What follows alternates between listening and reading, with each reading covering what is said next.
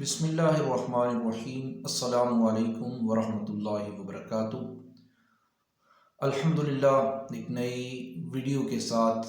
آپ کی خدمت میں حاضر ہیں۔ سامعین محترم، اللہ تعالیٰ نے قرآن مجید فرقان حمید میں ارشاد فرمایا، ثم انتم ہؤلاء تقتلون انفسکم وتخرجون فریقا منکم من دیارہم تظاہرون علیہم بالاثم والعدوان۔ سامعین محترم، مدینہ کے اطراف میں یہود کے دو قبیلے رہتے تھے۔ بڑا خوبصورت واقعہ ہے ان کے متعلق۔ دو مشہور قبیلے بنو قریظہ اور بنو نذیر کے نام سے جانے جاتے تھے، اور اسی طرح مدینہ شریف کے اندر دو قبیلے جو رہتے تھے ان میں اوس اور خزرج تھے۔ اب قدرتی سی بات ہے کہ جو بنو قریظہ تھے وہ مدینے کے اندر رہنے والے قبیلے اوس کے حمایتی تھے، اور خزرج کے جو حمایتی تھے وہ بنو نذیر تھے۔ اب اللہ تعالیٰ نے تورات کے اندر اہل کتاب کو، یہودیوں کو یہ حکم دیا تھا کہ اے یہودیوں، تم نے آپس میں ایک دوسرے کا خون نہیں کرنا، ایک دوسرے کو قتل نہیں کرنا، آپس میں ایک دوسرے کو گھر سے باہر نہیں نکالنا ہے، ان کے گھروں سے نکالنا نہیں ہے، بستیوں کو خالی نہیں کرنا۔ اور تیسرا حکم یہ تھا کہ اگر کوئی تمہارا یہودی قید ہو جائے تو اس کو فدیہ دے کر آزاد کروا دینا ہے۔ اب یہ تین احکام تھے، لیکن جب بھی اوس اور خزرج باہم مقابل ہوتے، ان کی لڑائی ہوتی، تو بنو قریظہ بنو نذیر اپنے اپنے حلیف، اپنے اپنے ساتھی قبیلوں کا وہ ساتھ دیتے اور قتل بھی کرتے۔ قتل کرنے کے بعد وہ اپنے مد مقابل کو اس کی بستیوں سے نکال دیتے، ان کے بستیوں کو ویران کر دیتے، ان کے گھروں کو خالی کر دیتے۔ اور بعد میں جب یہی یہودی، ان کے مخالف قبیلے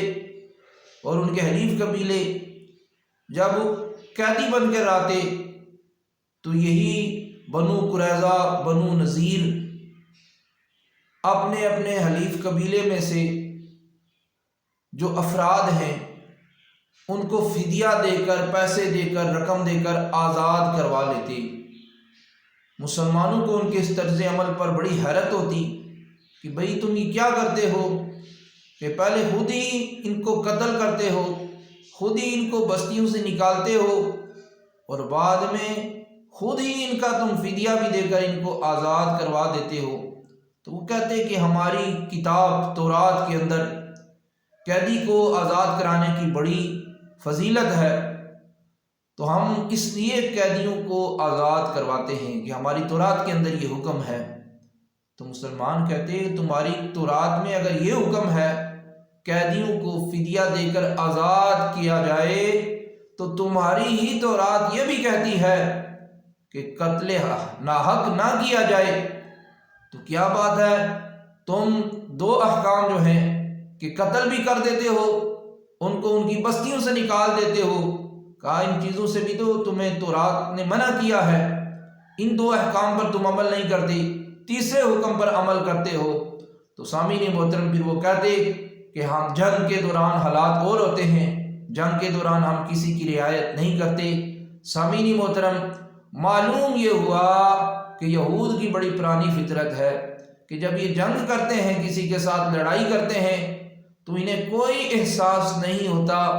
کہ ان کے سامنے عورتیں ہیں،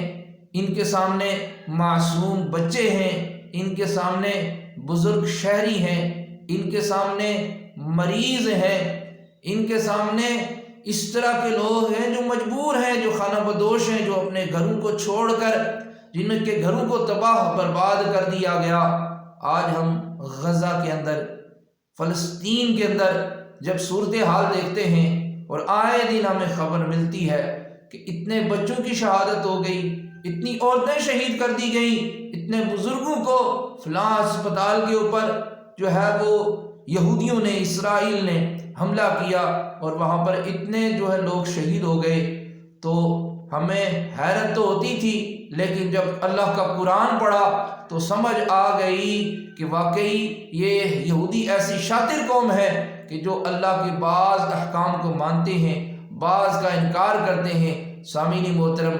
آج ہم دعا کرتے ہیں کہ باری تعالیٰ اس شاطر قوم سے ہمیں جلد چھٹکارا عطا فرما۔ اللہ تعالیٰ ہمارے نہتے فلسطینی بھائیوں کی مدد فرمائے، اور وہاں پر جتنی بھی مجاہد تنظیمیں کام کر رہی ہیں، اللہ تعالیٰ ان مجاہد تنظیموں کو غلبہ عطا فرمائے۔